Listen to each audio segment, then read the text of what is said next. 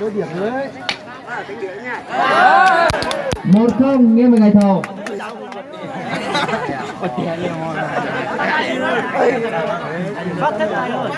Phía ơi, ngồi lùi lại không người ta đánh.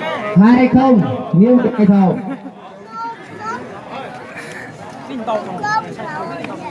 Tập trung chú ý vào nhá.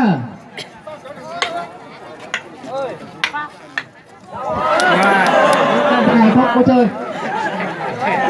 3-0 nghiêng về ngày thầu. Đứng lùi lại, hai anh em đứng lùi lại không người ta đánh vào.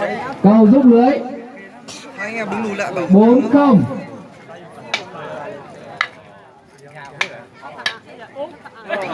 1-4 đổi phát cầu. Asafin. Bình tĩnh thôi.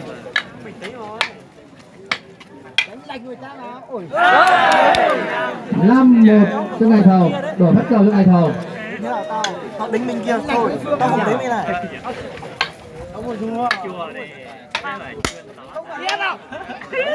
Thế không tới. 1 nhưng về ngày thầu. Đi tôi một con vì là chúng ta. Bây giờ có ý nghĩa nữa, bây giờ xử nó không.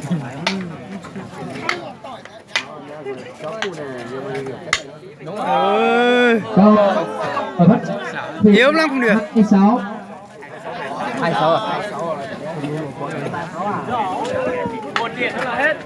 Ôi. Cát luôn đi.